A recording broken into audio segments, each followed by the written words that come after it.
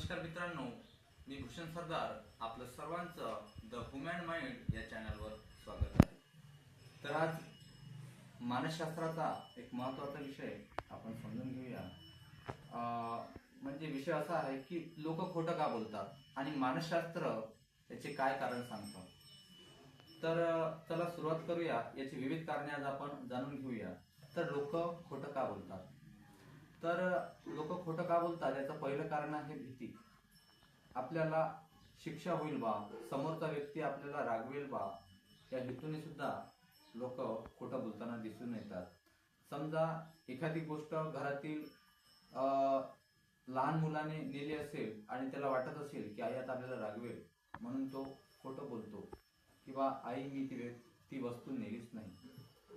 दुसरं कारण असं आहे की स्वतःची चांगली प्रतिमा दाखवण्यासाठी. कधी कधी एखादा मित्र, एखादे नातेवाईक आपल्याला सांगतात की माझी 25 एकर जमीन आहे, आमचा तिकडे फ्लॅट आहे, आमच्या मुलाला एवढा पगार आहे. तर मग कधी कधी स्वतःची प्रतिमा दुसऱ्यांच्या नजरेत चांगली व्हावी, चांगली दिसावी यासाठी सुद्धा लोक खोटं बोलतात. तर आता आपण तिसरं कारण समजून घेऊया. तिसरं कारण आहे एखाद्याचं मन दुखवू नये म्हणून. कधी कधी एखादा मित्र आपल्याला विचारतो की मी ही गाडी घेतली कशी वाटते. तर आपल्याला ती आवडली नाही तरी आपण ती चांगली म्हणतो.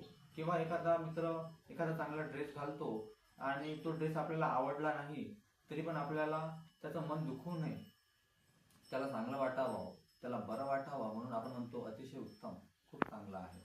म्हणून कोणाचं मन दुखवू नये यासाठी सुद्धा लोक खोटं बोलतात. चौथी गोष्ट आहे सवय. काही लोकांना आधीपासून एवढी सवय लागली असते की ती प्रत्येक गोष्टीत खोटंच बोलतात. समजा एखादा मित्र, एखादा नातेवाईक पुण्याहून आला असेल आणि आपण त्याला म्हटलं की अरे अरे तुम्ही तर पुण्याला गेले होते, तुमचे फोटो दिसले स्टेटसला. तर तो म्हणतो हो पुण्याला गेलोच होतो, पण मी मुंबईला पण गेलो तिकडून तिकडे आणि दिल्ली सुद्धा पाहिली. म्हणजे काही लोकांना सवय पडली असते खोटं बोलण्याची. ते प्रत्येक छोट्या मोठ्या गोष्टीत खोटं बोलत असतात. आता आपण जाणून घेऊया पाचवं कारण, फायदा मिळवण्यासाठी. म्हणजे लोक खोटं का बोलतात अजून याचं पाचवं कारण काय की फायदा मिळावा. एखाद्याला एखादी जॉब मिळावी म्हणून तो खोटा बोलतो की साहेब मला या गोष्टी खूप चांगल्या जमतात, मी वेळेचा पक्का आहे. त्यानंतर एखादा बिझनेसमध्ये फायदा होण्यासाठी तो म्हणतो की हे स्किल मला खूप जमतं, याआधी मी 2-3 कंपन्यात काम केलं आहे. म्हणून स्वतःचा फायदा होण्यासाठी सुद्धा अनेकदा लोक खोटं बोलताना आपल्याला दिसून येतात.